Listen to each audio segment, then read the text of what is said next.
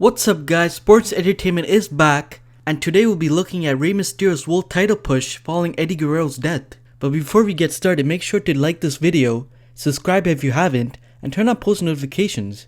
Eddie Guerrero's death in 2005 was one of the most shocking and emotional moments in wrestling history. One of the most popular and beloved wrestlers by both the fans and his fellow co-workers, dying in the prime of his career was something that took everyone by surprise. WWE did an incredible job paying tribute to the legendary wrestler in the wake of his passing, with the tribute show and plenty of nice touches, including the EG armbands. Those who were closest to Eddie, in particular, got time to shine in this period, being able to mourn him with the fans. The likes of Batista, Chavo Guerrero, Chris Benoit, and Rey Mysterio were all big part of the tribute show and showcased their love for Eddie. But following every tragedy, a new day comes, and the WWE machine keeps on rolling. But the company wanted to keep paying tribute to Eddie, and the decision was made to do that through the Master of 619 himself, Rey Mysterio. Rey channeled Eddie's underdog spirit and the Latino heat all the way to the World Championship for the first time in his career. WWE created the world's biggest underdog and a rise to the top that nobody saw coming heading into WrestleMania 22. Prior to Eddie's death, the two men had actually been locked into a bitter feud, battling over the custody of Dominic, but when Eddie died, kayfabe was thrown straight out of the window, and rightfully so. During the tribute show, Mysterio gave a speech about his friend and even removed his mask as a sign of respect to him. Rey competed in a dream match against Shawn Michaels, picking up the victory, which he dedicated to Eddie, which was the start of the connection that he created. Following that, Rey was placed into a feud with Big Show, where WWE did a great job at developing the underdog spirit that would go on to define his career. However, he found an ally in Batista, another man who was deeply affected by Eddie's passing. The two men began to work together as a tag team, and the fact they were both publicly known as close friends of Eddie's really helped channel the Eddie Guerrero spirit, especially when they became tag team champions. The duo would go on to dedicate their victory to Eddie, continuing to push this message home to fans that Rey was doing everything for Eddie now he was no longer around. Eventually they dropped the titles to Eminem, but this was just the start of Rey's rise. He had tried to win a battle royale for the vacant world title, but was eliminated by Mark Henry, planting a seed into the fans' minds about how tough the odds were for someone so small in the situation. That's why when the 2006 Royal Rumble came around, nobody saw Rey winning, especially when he entered the match at number 2. However, he lasted the whole match, competing over an hour to win and earn a world title shot at WrestleMania, which was a huge moment for him.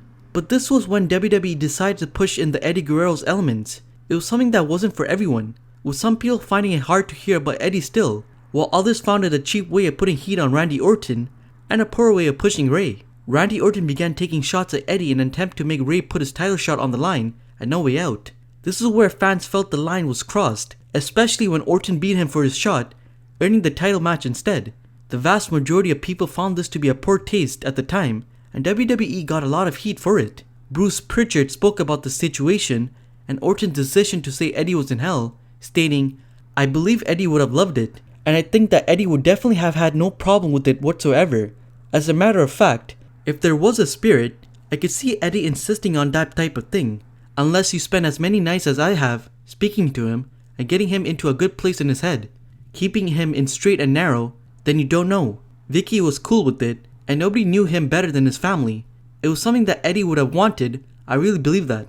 At this point, fans hated Orton for everything he has said, and when Teddy Long added Mysterio in to make it a triple threat, it was met with an overwhelming positive response. The two men went on to challenge Kurt Angle in a brilliant triple threat match that wasn't given as much time as most would have liked it, but they made it a sprint of a match that was action-packed. Rey pinned Orton and claimed the title, doing so to honor his fallen friend, which went down incredibly well. He continued channeling Eddie throughout his world title run, including doing the classic Eddie trick with pretending to be hit by a chair during his match with Mark Henry.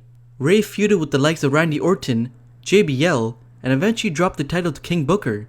However, Booker won the match because of an interference from Chavo Guerrero, and the storyline continued revolving around Eddie as they fought into the summer, despite Vicky Guerrero trying to stop it. Rey Mysterio himself has spoken about the spirit of life publicly, admitting himself that he doesn't think the opportunity would have came without Eddie's passing away. He told Busted Open Radio, "I truly think that once Eddie's passing happened, that set a lot of direction towards me because of the connection we had and the response from the fans. That was the opportunity that in a way Eddie gave me to become world champion, and continue with this legacy that I've built. If Eddie wouldn't have passed, things could have been very different, and I truly think that with Eddie's passing, the next year the Royal Rumble win, and then moving on to WrestleMania and becoming champion there was a connection between all of us, and I truly believe that Eddie helped me take that next step to stardom. Since that point, Rey has gone on to hold the World Heavyweight Championship one more time, in 2010 during a feud with Kane, as well as having a brief run with the WWE Championship following the storyline departure of CM Punk in 2011. However, when it comes to Rey as World Champion, it will always be WrestleMania 22 that people think of as he brought the spirit of Eddie Guerrero to life one last time. Interestingly, it was recently revealed that had Eddie not passed away, he would have gone on to face Shawn Michaels at WrestleMania 22. What did you make of Rey Mysterio's push to being World Champion following Eddie's passing? Sound off in the comment section below, and don't forget to subscribe.